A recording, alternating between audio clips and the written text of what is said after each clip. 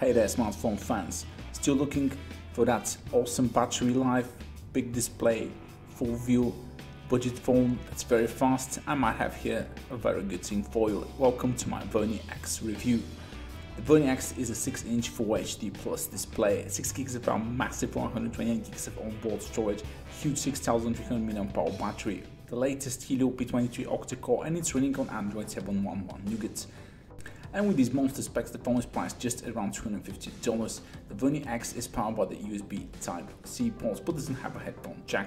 The body is made out of metal but it has a very nice sound-blasted finish like a cheaper OnePlus 5 version. This is a dual nano SIM phone with one of the phone slots can be used as a microSD card, and the phone has a front-facing flash. The back is really beautiful and very lovely to hold, and this is a very good phone. It's a 6-inch, but thanks to that new 18:9 or 2:1 aspect ratio, it's thinner than you used to, like 16:9 of course, makes it much more easier to handle with one hand.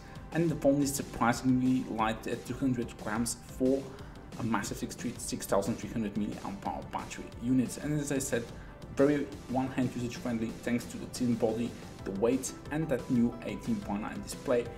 It may be 6 inches, but it definitely feels like 5.5. And the phone also comes with a shockproof case, very nice from Vernee. The display is definitely one of the best allures here. Huge 6-inch, higher than Full HD, 2160 by 1080 pixels of glorious 18:9 display. Very vivid colors, the white is really good, the darks are deep, and the display has very decent sunlight visibility as well.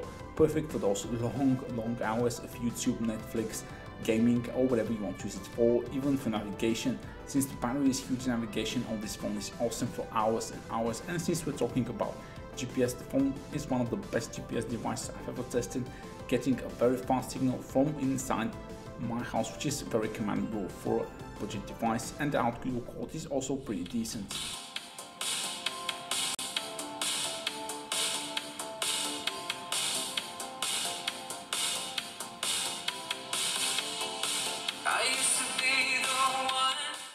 The Vernee X is running what is basically vanilla stock Android 7.1.1 Nougat. No bloatware, no additional apps, just a very streamlined, very light user experience. The phone absolutely flies, animations are fluid. This is a very responsive phone. The touch is in cell, which was introduced with iPhone 6. Very smooth to the touch display. It registers touch straight away. Just a joy to operate the device. And if you hold on some of the apps here, you get additional menu sense. This is a very nice Android 7.1.1 feature that some phones are missing if you're not running Android 7.1.1, that is. The Vernee X is running with the November security patch on the Android 7.1.1 Nougat. And it also comes with Google Assistant working perfectly. And now on to what's really troubling you. Are all these specs really worth it? Is the performance good? First of all these specs are real. This is real 6 gigs of RAM, real 128 gigs of onboard storage, and the Helio P23 is the latest mid-range chip from MediaTek, and it's built with more power efficiency in mind. It has one of the latest graphics from Mali, the G71. The phone has a rear 13 megapixel Sony IMX258 camera, and this pack all the sensors you need, like gyroscope, magnetometer, which is a compass sensor as well. So the phone really is a complete budget package looking into. And is the phone fast? Well, I'm probably the only YouTuber that actually shows you real life app performance, opening, closing apps and switching between them in multitasking, and especially heavy split screen multitasking. And the new Helio P23 coupled with Android 7.1.1 Nougat and Vernee X's massive 6 gig of RAM just absolutely flies to everyday tasks. This is as fast as the Samsung S7 daily experience you're getting here on a $250 phone. Apps open very quickly, and the RAM management is absolutely excellent, having 20 to 25 apps open in the background. The Vernee X does not reload any of them at all, so absolutely great software work from Vernee. This is basically on par with one I've tested, the Xiaomi Mi A1, and it has even better RAM management because it has more RAM than it. So the Vernee X as a daily driver, not only worth but definitely exceeds the selling price. Excellent value if you're looking for a fast phone that's heavy on multitasking. And now we'll be moving on to benchmarks. The Helio P23 scores around the Snapdragon 625 level, a little bit above, in some cases a little bit below.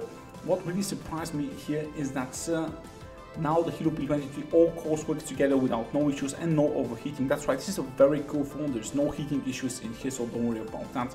And I was really surprised that the storage inside was very decent, scoring 5,000 points in the storage test. And battery life was batterylicious, getting more than 10 hours of screen on time on every charge with the Vernee X, and the huge 6,000 mAh battery can be charged in around 2.5 hours. What about gaming?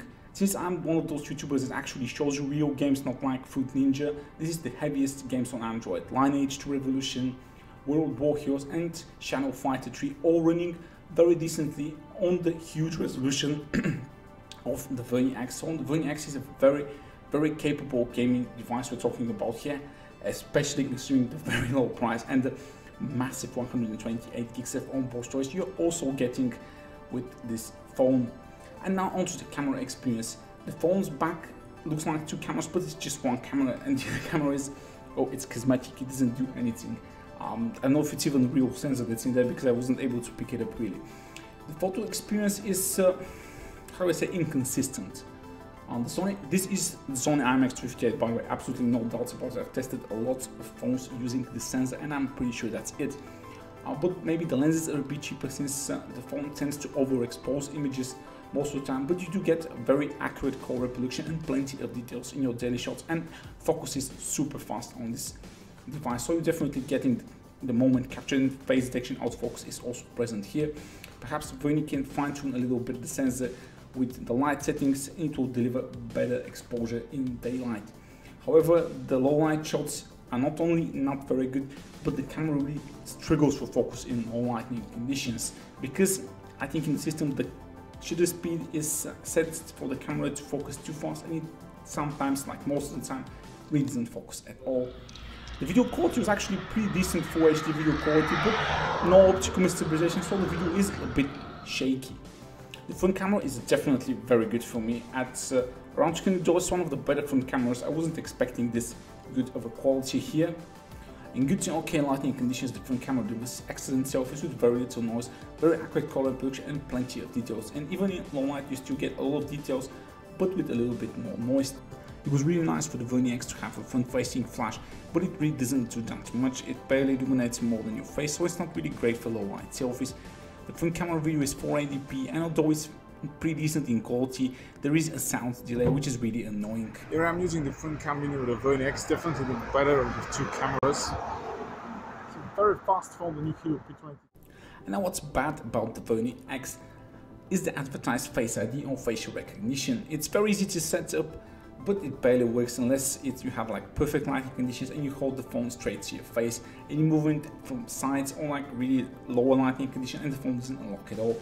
And you have to use the fingerprint scan. I just suggest you don't actually use at all the Face ID or facial recognition, and I really didn't like that the camera really couldn't focus in low lighting conditions. Apart from that, the Vernee X, if you're looking for a batterylicious, battery-tastic, screen-on-time monster with great performance, really good design and great display, I think the Vernee X absolutely blows most of the phones out of the water, especially at this very low price. You can buy the phone from the link in the description below. Give the video a thumbs up if you like it, and subscribe to my channel for more honest reviews like this. The Vernee X definitely delivers some great performance, great battery life and great display, but it's definitely not the great camera phone you seek at a budget price.